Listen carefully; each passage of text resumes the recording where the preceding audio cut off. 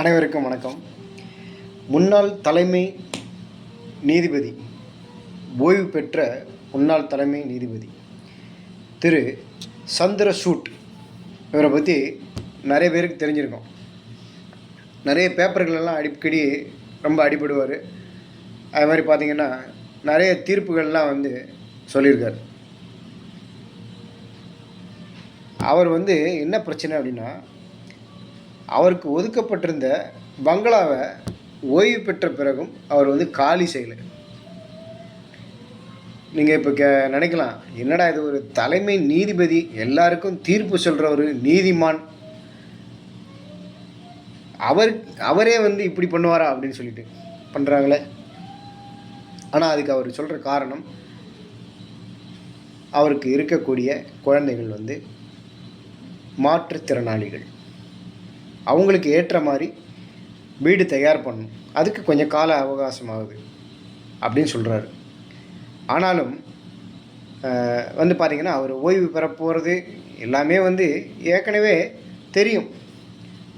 கடந்த வருடம் எண்டிலே அவர் ரிட்டையர்ட் ஆகிட்டார்.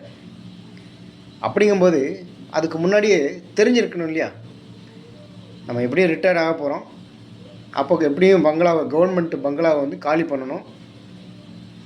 ஒரு நீதிபதியாக இருந்துக்கிட்டு நம்மளே தவறு செய்யக்கூடாது. மற்றவங்களுக்கு நல்ல வகையில் முன்னுதாரணமாக இருக்க வேண்டியவர் ஒரு நீதிபதி. அப்படிங்கும்போது நம்மளே தவறான உதாரணமாக இருக்கக்கூடாது. அப்போ அதுக்கு முன்னாடியே எல்லாத்தையும் தயார் பண்ணியிருக்கணும்.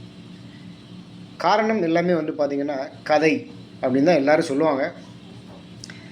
இருந்தாலும் அவர் எல்லாம் ரெடி ஆகிடுச்சு, நான் காலி பண்ண போகிறேன் அப்படின்னு சொல்லியிருக்காரு. கடந்த மே மாதமே அவருக்கு டைம் முடிஞ்சு போச்சான். இப்போ தான் காலி பண்ண போகிறார். ஆனாலும் இந்த நேரத்தில் உங்களுக்கு ஒருத்தரை ஞாபகம் வரலாம். யார் அப்படின்னு கேட்டிங்கன்னா, மறைந்த முன்னாள் அணு விஞ்ஞானி, இந்திய ஜனாதிபதி திரு அப்துல் கலாம் அவர்கள். அவர் ஜனாதிபதி பதவி முடிய போகிறதுக்கு முன்னாடியே எப்படி ஒரு பெட்டியோடு வந்தாரோ அதே மாதிரி அப்படியே ஒரு சிங்கிள் பெட்டியோட காலி பண்ணி போன ஒரு மகா உத்தமர். அந்த மாதிரி ஒரு தலைவர், ஒரு ஜனாதிபதி இந்தியாவுக்கு அதுக்கு முன்னாடியும் இருந்ததில்லை, இனிமேலும் இருக்க போகிறதில்லை. இன்றைக்கி இருக்கிறவங்களாம் எப்படி இருக்காங்கன்னு நல்லா தெரியும் உங்களுக்கு. ஆனால் இன்னொரு ஜனாதிபதி, ஒரு லேடி ஜனாதிபதி இருந்தாங்க. காலி பண்ணி போகும்போது மொத்தமாக எல்லாத்தையும் காலி பண்ணிட்டு போனாங்க.